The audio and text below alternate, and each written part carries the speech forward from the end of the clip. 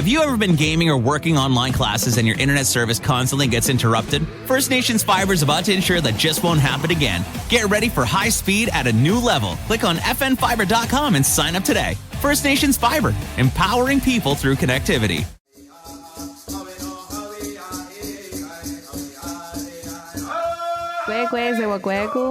Welcome to this week's episode of Kwakaratón. We're sharing our stories with you, the Kahanawake Tourism Podcast. My name's Kimberly Cross, and I'll be hosting today's podcast. We have a special guest in studio, somebody who's really special to me, and we'll be sharing some stories about the old Kahanawake Indian village. So I welcome Gadiri. So, Gadiri, could you introduce yourself and tell us who you are, where you come from? My name is Kwakaratón. I'm originally from Kwakaratón.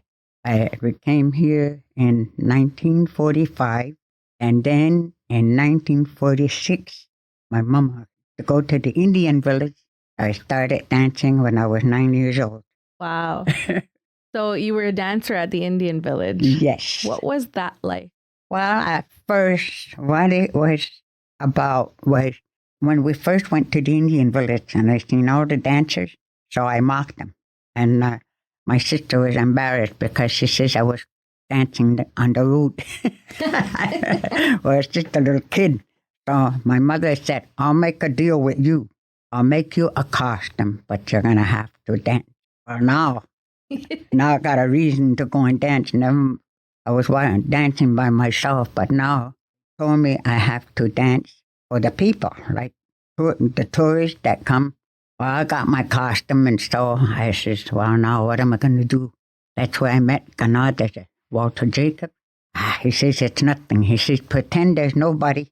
He says, that's how I learned. I said, next thing you know, you say you'll be dancing like nobody's business. I done it that way, and I danced for 30 years. Wow.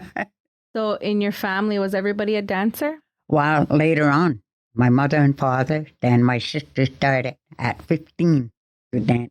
And what else did your family do at the Indian? My mother sold souvenirs. And then, she used to make souvenirs, the beading, and she used to sell birch bark canoes, and I used to paint it.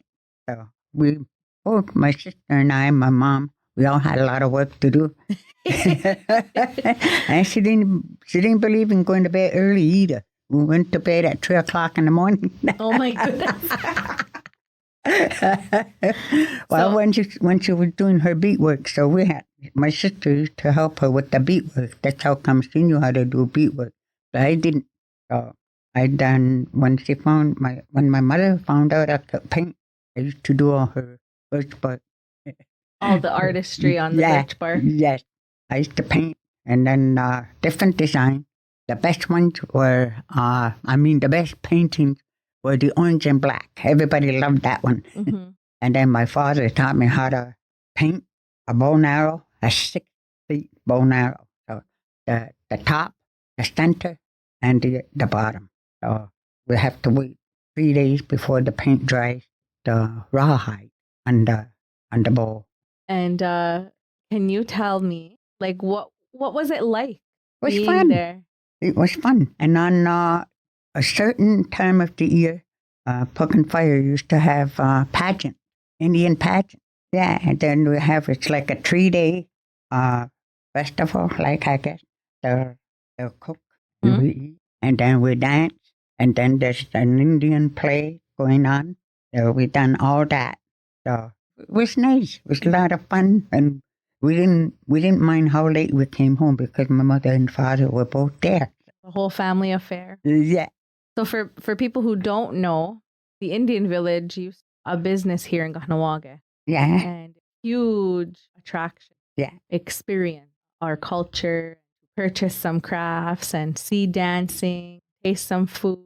Where was it? Can you tell us where it was located? Well, you know where the Karuhino school is now? But before you get there, it's a common.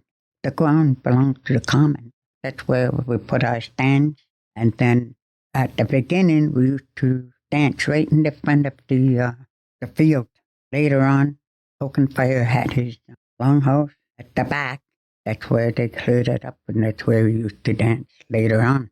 But from the beginning, it was right in the front. And we didn't, the thing was, they used to pass the collection for the benefit of the dancers. We got paid what the people put in the collection. So what happened? What activities were inside of the longhouse? Do you remember?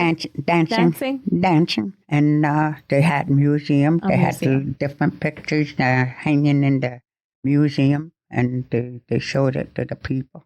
I only remember it a little bit. I was a little girl when it closed, and I remember going and having such a good time around, but that's pretty much it. So in typical day, what was it like, people coming in? Well, I'm sure it must have been so busy. The late Joe Mayo, Chief White Swan, he says, you want to dance early? So he used to bring the drums, and he'd sit right at the corner of the field, and he'd start drumming. Next thing you know, all the people standing around waiting for something, and it's like calling the people in when they start drumming. So he says, we better be ready for 2:00. He says, because I got enough people here for you to dance. I gathered enough people. You have to dance.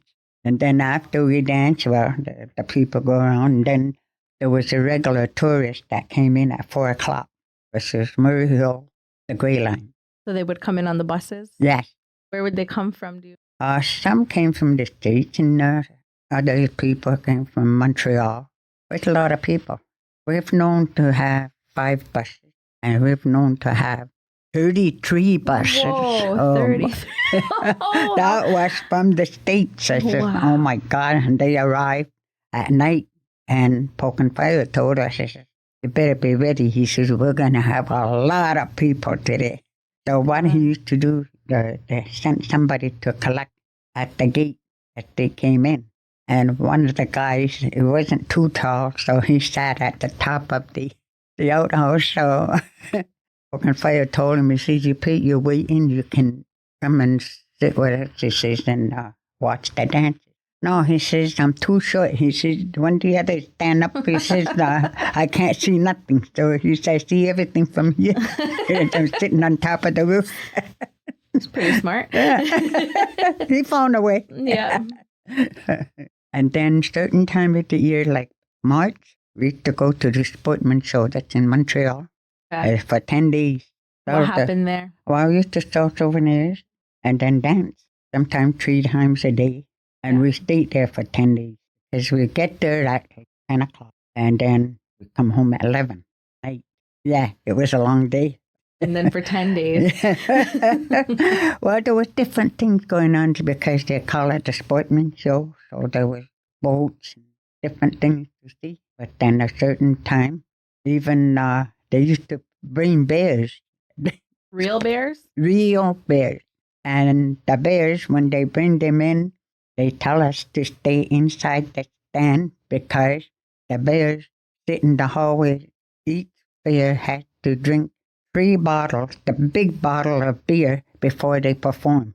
If they don't drink no beer, they don't perform. What? That's crazy. And they were trained bears? Oh, yes. Wow. They were trained to dance and to do, one does the singing, the other one climbs like a rope, and he'll walk on it, and then he'll slide on the other side, and the other one he sings. So, but the father had a big bear, and the 2 daughters had the little bear. And they're not exactly small. They're about this high, Yeah. and they hold them by the collar and they walk them in, but they won't perform if they don't drink. They gotta calm their nerves. That's hilarious. Yeah. That must have been something to see. Yeah. And then we were always careful because, well, the guy, the old man, call him the old man, always had a gun. Just one time, the big bear pulled the girl's hair, the daughter's hair. And when she noticed, she was going to scream, but she noticed it was the bear's paws on her shoulder. So she started petting him and he let go. Yeah.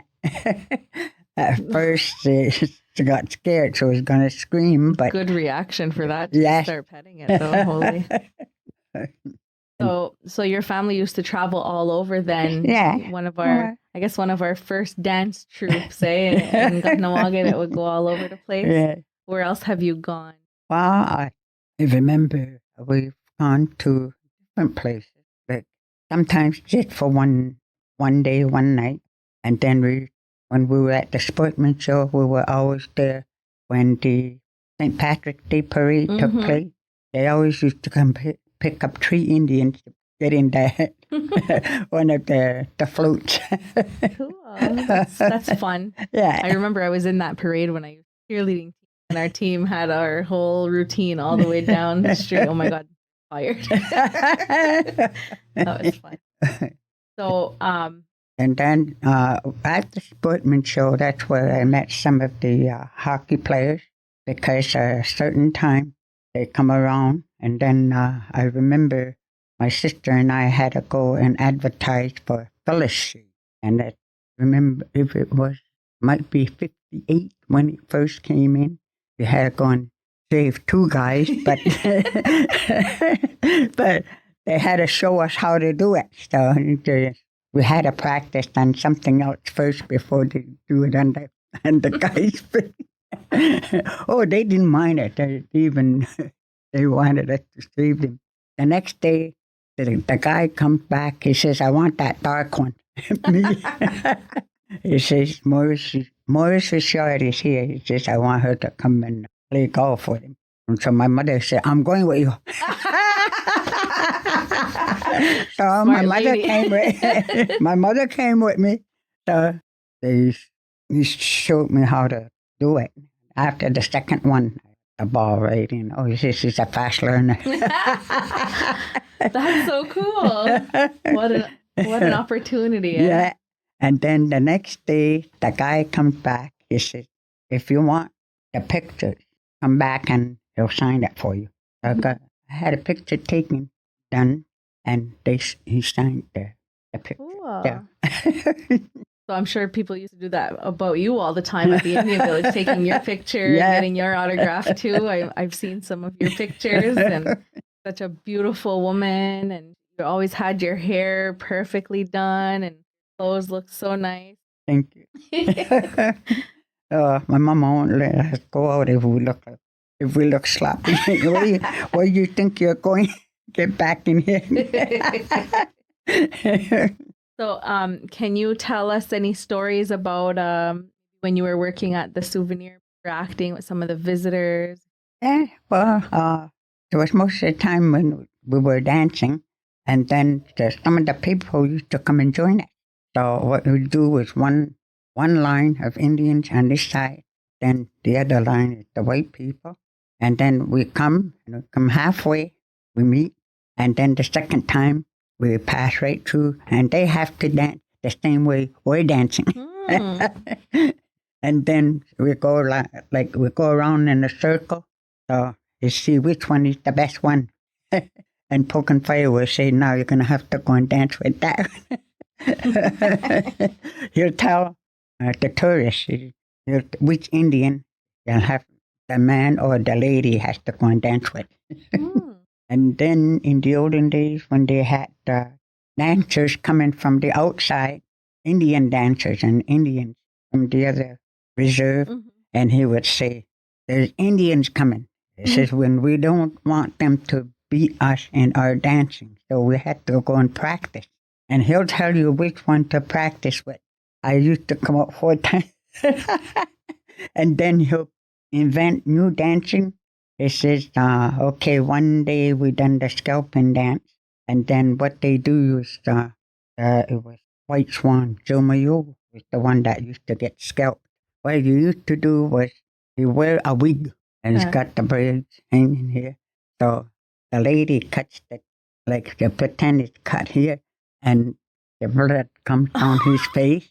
So she take his wig off, and then now that she took his wig off, she scalped him. So she dances with the wig in her hand, and we all follow. And we were small kids. So one of the ladies, there was three young ladies that danced, and us kids, there's about 5 of us.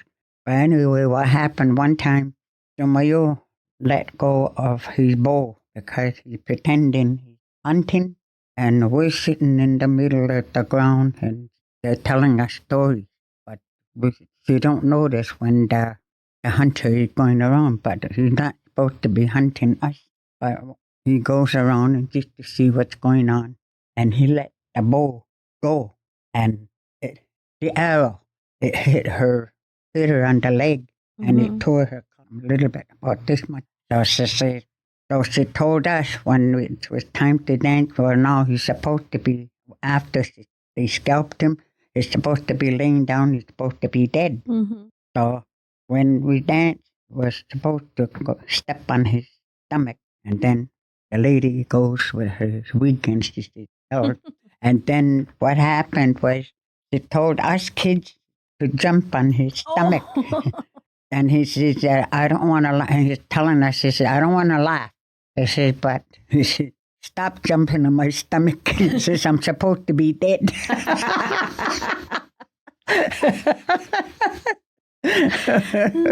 So afterwards, he says, hey, he said, that's 5 kids. They had to jump. It was cute. And then another time, he taught us how to do tomahawk dance. The 2 guys dance, and when they're dancing, they're throwing the tomahawk. It's a war club more than the tomahawk, because the tomahawk, it has a stone, but the war clubs it's pointy, but they're this big. But Hogan Fire says, whatever you do, he says, don't hit Kadiri on the head, because there goes our dance. They had to throw back and forth. I had to dance underneath. You had to know how to maneuver. Get around. So, yeah. Well, he was satisfied. He didn't dance, but he used to come and watch us dance, and because he's a certain way, he knew how to. He was a good showman. He knows how to say, okay, you do this and you do that. And when you start dancing, go this way and go that way. So he's the one that's watching. So I listen to what he says while this thing is going over my head. And I never got hit, so it was okay. When you were younger and you were working there, was family and all the dance? Oh yeah, it was all done Kanya. Yeah, the only time you speak English is when you the people. Yeah, not so much, but no. I knew how to say the prices of some, but not that. But that was it. I could just imagine it. Everybody listening in, gonna close their eyes and imagine it as you tell the stories. And a lot of people from Kahnawake have heard stories or have seen it, when they were growing up, have pictures, a huge part of our history. Yeah. A lot of people still call us asking about it. Yeah. If they can come to see it. Yeah. We have to break their hearts and tell them it doesn't exist anymore. Tell them Gaduri retired. Yeah. How long did you dance for? 30 years. I stopped dancing at the Union Village when I got married. I was 30 years old. But that didn't mean I stopped dancing altogether. I used to get invited here and there. But for the Indian dancing, so when I married my husband at night, he said, about around 5 o'clock, he says, do I have to bring you back to the Indian Village? Well, at 5 o'clock, I said, no. I said, all the Indian Village people are here. I said, I don't have to go and dance. So one of the guys that was playing at the dance, he said, that's what you think. He says, you're dancing here tonight. At your wedding? I took my shoes off and they played Kalijah and I danced. They were happy. They said, now we know what she does. And then I don't know how many years later, back in 1962, we went to Montpelier, Vermont. And then from there, and then the following weekend, we went to Restigouche. There was something going on there. We went dancing over there too. Different places. When we're called, we go. So fun. Here it's starting a little bit now. Yeah. People are getting back. Yeah. Well, And more dancing is coming out. yeah, it is, and And even the they're starting off. regalias and so They're starting off beautiful. younger too. Yeah. Well, Sedalia was 2 years old when we Yeah. had her. My mama had her in costume, and My little guys, they were 1 and 2, and wow. yeah. Now, Oh my God, that's something. I remember my cousin when he first started. My cousin said to me, she said, "So, Kateri, you know how to do smoke dance?" All of a sudden, he just started dancing right in front of me. I was just amazed at how good he was. Well, now he's all grown up, so I asked him, I said, "So you're going to do the smoke dance?" He said, "No." No, all of a sudden he's too shy. I said, "You weren't shy when you were this high." I says, "I think we all weren't shy when we were that high, but after a while, but I don't know. Once you get used to what you're doing, you'll be surprised. It's like a job. You have to be there, you do this. But it was like one big happy family. Sounds so fun. So Yeah. fun. Can see us getting back to Back that in into some it, way, yes. some form, theater, and there's all space and all room for new activities. Maybe we could, one more question for you. What kind of food did they make there? Oh, anything. I remembered when they have this pageant, they used to roast a pig. And another time, and then, cornbread and steak was on Sunday. If you didn't have your cornbread and steak on Sunday, it wasn't a Sunday. No, I still like that. It's still like that. Well, those days were, because if you eat the cornbread and steak on a Sunday, it lasts to the day. Yeah. I mean, you weren't hungry. And then they used to have the chip stand. So everything. There was hamburgers, hot dogs, fries, soda, ice cream. And were there a lot of other vendors, like other families who were selling their souvenirs? Oh, yes. I think there was about 10 or 12 stands. And everybody was busy. Yeah. Everybody. Yeah. Did you compete? Not in that one. Not in the souvenir contest. We never held a contest in souvenirs. No. I think my mother, she would have won a beautiful work. You said she did beadwork. What types? Oh, she used to make picture frames, purses, dolls. I think I have one picture somewhere, but it's not, not in the pictures that I brought. My cousin and I were behind the counter, and my mother had made dolls, different sizes, starting from this to all the way to the big doll. She dressed them just like dressed as us. I have one. You still have one? One. Yeah, you showed it to me. It's so nice. Now it's coming apart because it's so old. But still in pretty good condition, though, considering. I'm sure you played with it a lot. Well, do you have any other stories that you want to share about the Indian village before we wrap up today? Well, I think I pretty much covered most. Yeah, you told us a lot. I'm so appreciative. I'm sure people are going to love listening. I know I did. Sharing your stories with us. Bringing us back in time to the Indian village and giving us I'm sure history. A lot of people remember when I was dancing. Yes, before we close, did anybody ever videotape you? I don't know, to tell you the truth, but we used to see pictures to bring back, pictures of us when we were dancing. But it'd be neat to find it. If there was any video footage of it and put that back out there. Well, Nyawakoa, thank you. Thank you all for listening to Kwakaratón, our Ganawage Tourism podcast, and Nyawakoa to Gadiri Deer for coming and telling us about the Indian village and her experience in her life as a dance. Anna. The views and opinions of the guests expressed in this podcast do not reflect those of Rediwase and its employees.